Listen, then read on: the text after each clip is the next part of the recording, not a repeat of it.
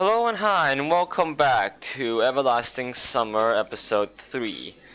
So, in response to the comments, I have been listening to the audio thing for the names, but have no fear, I will still get all of them wrong without fail. Do not worry. So, yes, we're in the cafeteria right now. And so, yep, I remember where we are now, yep. I already forgot how to pronounce our protagonist's name correctly. Semyon, I think. Semyon? Something like that. Semyon, wait a moment. We'll find you a place to sit. She looked around the place. Oh no, this is the hard to pronounce one. Dvichevskaya. I think is how you pronounce it, I'm not sure. Dvichevskaya. Hold it right there. Assuming Elisa. I'm assuming that's that's the chick. What? What's up with your clothes? Anything wrong with them? Not that I can see. Indeed, her attire looks somewhat provocative. Get your uniform nice and neat right now, cowgirl. Alright. Well, that was easy. Elisa got her shirt right and walked past, shooting an unpleasant glare at me. So, where can we find you a place to sit? There weren't a lot of free seats, just stand up or squat. Go over there, next to Ulyana. I think. Maybe yeah, it's fine. The food's already on the table too. I had no other choice but to accept. Of course, there was the probability that the cutlets were poisoned with curare, if I pronounced that correctly. The mashed potatoes, generously seasoned with arsenic, and the glass filled with excellent antifreeze instead of compote. Kotleta is mincemeat, fried, baked, shavable cylinder, close to American patties. Compote, drink made by boiling fresh or dried food in a large amount of water. Compote in French. Well, that sounds interesting. But it all looked so tasty that I had no chance to resist. The small one. Ulyana. Hey! What do you want? I didn't know I was rude. I replied rather rudely to Ulyana, who was sitting next to me. Why didn't you play football with us? Because of my clothes, said I, pointing at the source of the problem. Oh, alright then. Eat. However, there wasn't much left to eat. My cutlet was missing from the plate. Only she could have done it. No, more precisely, none but Ulyana could have done it. Give me back my cutlet. In a big family, you snooze, you lose. It can cost you a cutlet if you are careless. Give it back, I'm telling you. Don't fuck with an angry man. Lesson number 1 in life.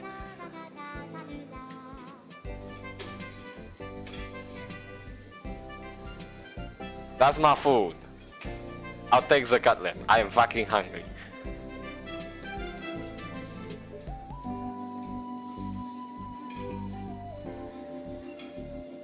Wait, I didn't read shit at all. Wait, go back. Well, never mind. Basically she ate it. I forgot and suddenly started clicking. I just dozed off, my bad. There was no point in following her. If they wanted to poison me here, they could have done it in a much easier way.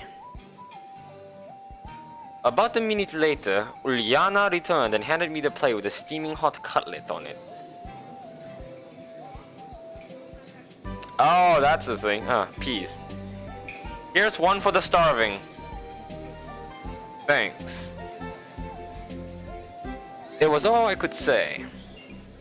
I was so hungry that my suspicions were gone in a flash. I picked up the cutlet with my fork and... What the... That's a centipede, not some bug. That shit's not okay. No, not the bug. An insect. And more precisely, 'tis a centipede. Fuck them. They are scared. The plate fell to the floor and broke into pieces. The chair hit me hard on my leg while falling. I've disliked insects since I was a child, but when these creepy crawlies appear in my plate, that's just way too much. You little.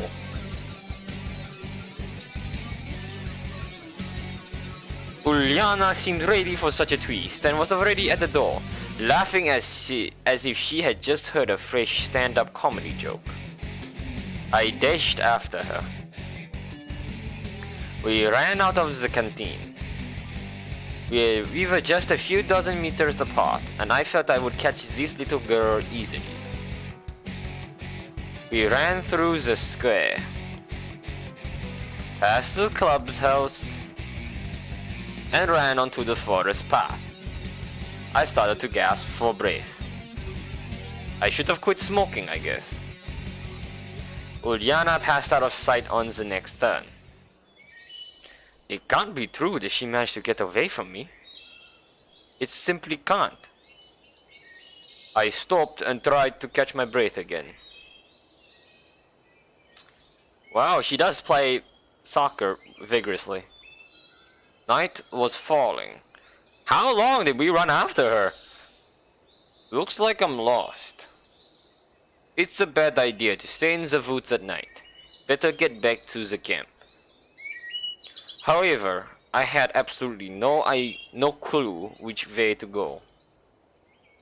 Well, got to choose a random. He is mighty casual about this. Sometime later, much deeper in the forest.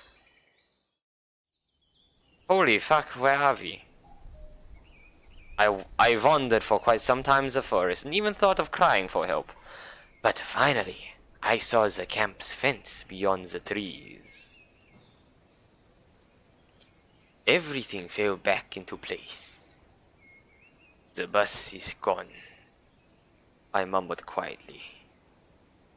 On the one hand, there was nothing strange about that. The bus couldn't just stay there forever. On the other hand, it meant there was someone driving, because buses do not drive themselves, and that someone wasn't in the bus originally. Or do they? This world seemed too normal. My accent has just left this world and gone to Mars at this point. But every event here had at least two explanations for it. An ordinary, real, everyday explanation, and a surreal one. Well, technically, if you're like a theorist, like a what do you call them? A conceptual? No. A conversion? No. The hidden stuff. Yeah, whatever, Illuminati stuff. Yeah, people who think of that, yeah. Certainly, the driver could have just been off for a snack, and I left too soon, and that's why. In any case, this is not the place for me. Whether that bus drives itself or not was probably an important question, but it was much more important to know how I had got here at all, and where this here was. The fields and the woods, stretching towards the horizon, had no answers. There was nothing familiar about them. A strange, odd and alien world. However, at the same time, it was absolutely not frightening. Either my self-preservation instinct decided to resign from its job, or we never had one in the very beginning, or all these running around the camp and the local pioneers had lulled me so much with their carefree normality that I was simply forgetting what had happened to me just a couple of hours ago. Although I probably just had no strength left to worry. We didn't eat, we ran, and we walked. It sucks. All I wanted was some peace, calmness. I wanted to just have a break from it all, and only after that would I continue looking for answers, ready and reloaded. However, that would be some time later. And what about now? Can I allow myself to relax?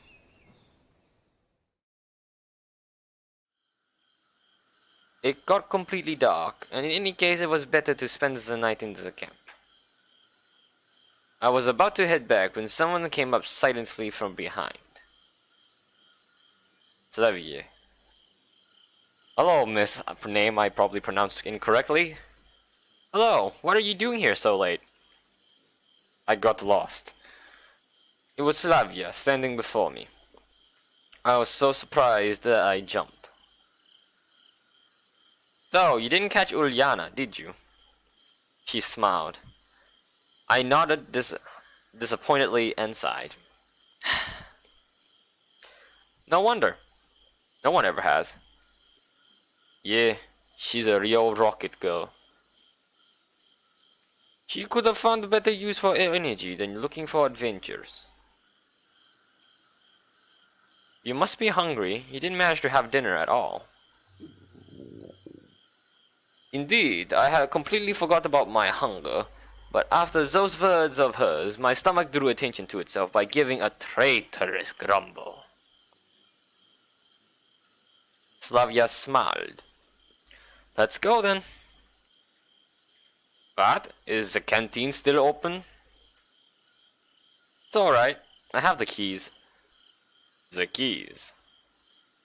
Yes, I have keys to all the facilities in this camp. But do you have the key to my heart? How come? Well, I'm something like the camp leader's aide here. I see. There, let's go. It was an offer you can't refuse. When we reached the square, Slavia stopped in her tracks. Excuse me, I should warn my roommate that I'll be late. She's so punctual herself that she'll be worried otherwise. You go on to the canteen and I'll come in a minute, alright? Alright. I really did not expect to find somebody aside from myself there at such a late hour. And that somebody was apparently trying hopelessly to open the door. Without any secret thoughts, I walked up onto the porch. The lockpicker turned out to be Alisa. I should have probably kept off and waited. She looked at me intently for a while and then said, "Don't just stand there, give me—" oh wait, it's the girl talking. "Don't just stand there, give me a hand or something." Meaning, help me open the door. Why? Because I want some buns and kefir, whatever that is. Dinner wasn't big enough. Is that really a good idea? Aren't you hungry yourself, huh? Ulyana didn't let you have a normal dinner, did she? She smiled sarcastically. It's true, she didn't. It's fine, Slavia will come now and... What? Guess I shouldn't have said that. I'm off then. And you'll pay for this. You owe me 2 already. Having said that, Alisa disappeared into the night. And what was the first one? When we ran away from her, maybe? Slavia didn't keep me waiting for too long. Is everything alright? Yeah, why are you asking? No reason, it's nothing. It would be better if I didn't tell her about Alisa. Everything's fine. I said that and immediately heard a note of dishonesty in my voice. Well, shall we go? As for Slavia, she seemed not to have noticed anything. Or at least she was pretending she hadn't. We entered the canteen. Wait a bit, I'll go get something. I sat down on a chair and obediently waited for my savior. We're still wearing the same outfit, I forgot. My dinner was simple. A few buns and a glass of kefir. No wonder. I bet hungry pioneers finished everything off. However, even that was far better than most of my usual diet. Wow, what the hell do you eat normally then? Slavia sat across the table and looked at me while I was eating.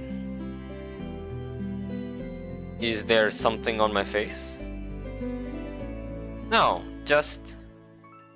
She smiled. So, how did you like your first day in the camp? Well, I don't really know. It's silly to ask someone who suddenly found himself in a different reality whether he liked the food in the canteen, the camp leader, or his assigned hut. And I forgot to turn off Steam Friends. It's alright. You'll soon get used to it. No wait, that's Slavia. Slavia stared out the window dreamily. Frankly speaking, I have no desire to get used to such things, but as for her, she doesn't know. Or at least she wants me to think that she doesn't. We're going all corners here, from all angles. Well, all in all, it's nice here. I had to somehow break the awkward silence. Do you think so? She asked without any interest. Yeah, this place is so... I wanted to say retro, but I managed to hold that back. After all, it was retro for me, but what about them? It might be the only kind of life they knew. If the term life was applicable here at all. So how? She watched me closely. As if something important depended on my answer. Oh god. Well, I don't know. Lovely. Yeah, it's lovely here. I guess you're right. You know, I just realized I should save before making any decision. Yeah, I'm not very good at this. She smiled again. It's very good that you think so. Bye. Well, not everybody likes it here. And what about you? Me? Yes, you. I love it here. It's great. Then you don't need to worry about what other people think. Well, I don't really worry. Slavia laughed. This conversation seemed to be leading me far astray from where I wanted to get to. And you're worried yourself. Really? Why do you say so? Well, when someone is chewing so intensely... I'm sorry. I'm stopping. It's okay. I couldn't bring myself to be more cautious around this girl. But why her in particular? Why not any other local inhabitant? Because she's a very good spy and also very beautiful. Every one of them looked completely normal to me. Precisely normal. So normal it sends chills down my spine into my marrow. Normal. Not like a neighbor with a power drill in one hand and a subwoofer in the other. Not like a passenger you can often meet in a subway or on public transport. Not like a co-worker at the next table in an open plan office. And not even like a friend who only differs from other humans in his constant insistence. All of them looked normal, as I would expect them to be, with their own downsides but without any superpowers. And Slavia was also... cute? There we go. I glanced at her stealthily, at a range of approximately 35 centimeters or 1 foot something for you Americans, not knowing what to say. I'm sorry, I wanted to show you the camp, but was ran off my feet. I didn't miss anything while on my own, I guess. Are you sure you haven't missed anything at all? She smiled so brightly that I had to drop my eyes in confusion. Well, how would I know? It's my first day here. Okay, and what have you seen so far? I've seen the square, this canteen, the football field. And what about the beach? Just from afar. You really should go there, or let's do it together.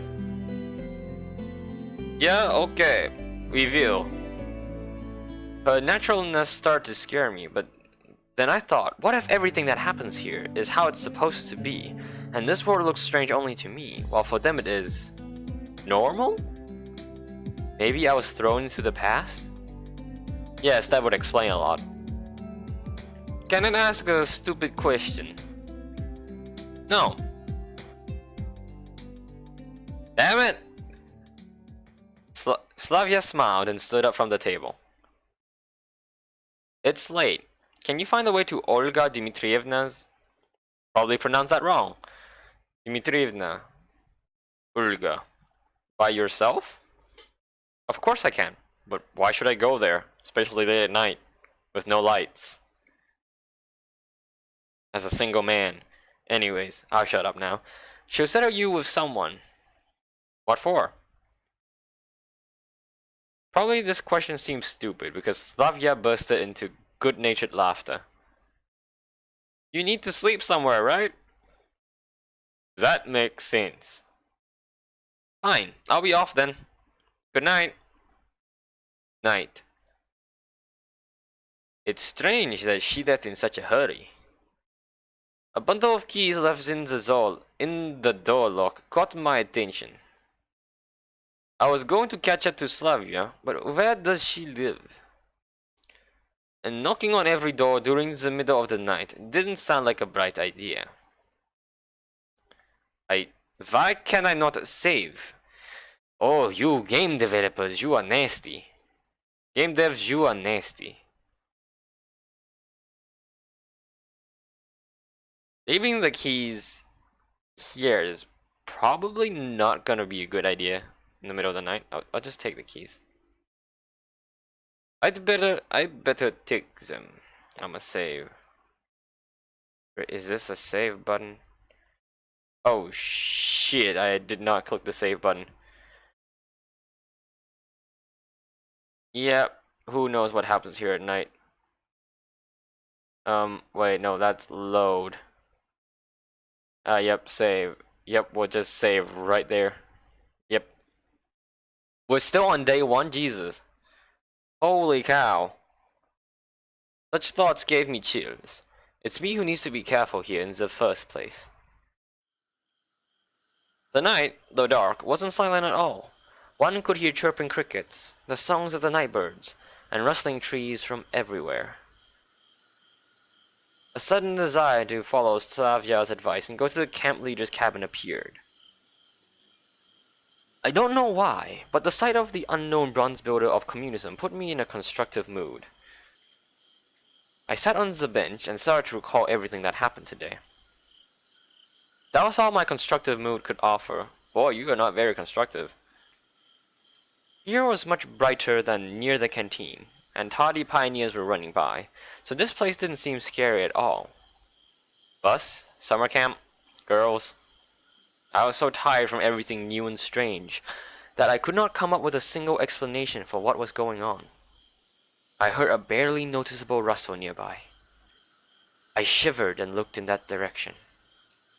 A girl! Spoken as if I was a shut-in who hadn't seen a normal... Alright, we are a shut-in who hasn't seen a normal human being in 25 years. Reading a book. Oh my god, who even reads books? Lena? Lens flare? Lens flare, let's go. Hi, lens flare. I decided to move closer and talk.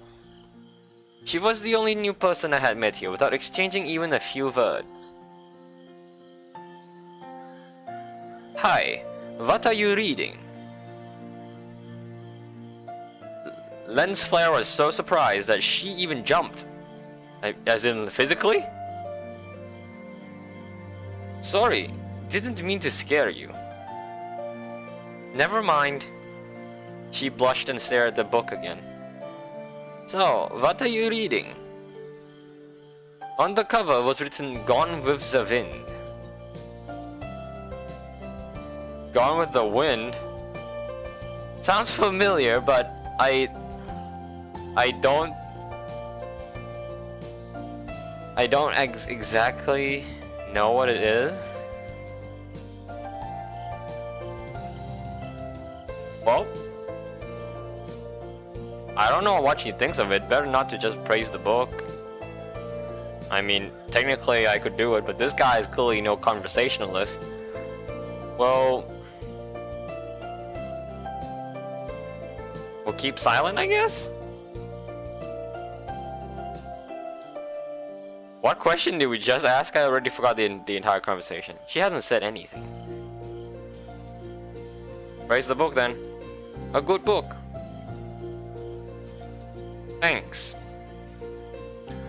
Honestly speaking, I haven't read it, but I think that such literature suits her very well. Wow, so the man himself also hasn't read it, just like me. Well, wow. We're both bad at this. Lena didn't seem to be interested in continuing the conversation. Well, if I'm bothering you. No. She answered while still looking at the book. Can I sit beside you for a while? Why? And really, why? Maybe just because I was very tired and having company is better than being alone. And maybe I wanted to try to find something out from her. I carefully examined Lena. But no, I doubt that. Well, I don't know. I'm not allowed to? Feel free. But if I'm bothering you... No, you're not. I can leave. Just say. I want to leave. Please say it. Everything's alright. Okay then. I sat on the end of the bench carefully. And that is where we will end it here. I mean, never pardon the accent. That's it for today. Alright, so we'll save again. 5. There. Probably can't even tell the difference between each of them. But you know, who cares? So... yes, we are here after going to the canteen and everything. Okay, I think I got it. Wow, I sure hope I didn't bung up everything. So we found insect in our lunch. I mean, dinner. Apparently that was dinner for them. Holy cow, it means I didn't get breakfast or lunch. No wonder we were starving. So we missed dinner, chased after Rocket Girl, got lost in forest, came out of forest at night, met Blondie. Blondie took us to canteen. We ate vegan. Assuming vegan because it's just buns and some juice, right? That's honestly just vegan. Ate vegan. Oh yeah, wait, before we went into canteen we met angry chick over there trying to bust into canteen, and then yada yada. Yep, that's the story so far. It is pretty interesting. I'm really interested, and so far we've only been on day 1. Jesus, this is a long day. But yeah, and by the way guys, thanks for the comments telling me on how to pronounce things. I'm not sure if it helped, you know, if I did any better at all in the slightest, but I hope I did. But anyways, the gesture and the information was very much appreciated. Especially the audio clip. The audio clip was very useful.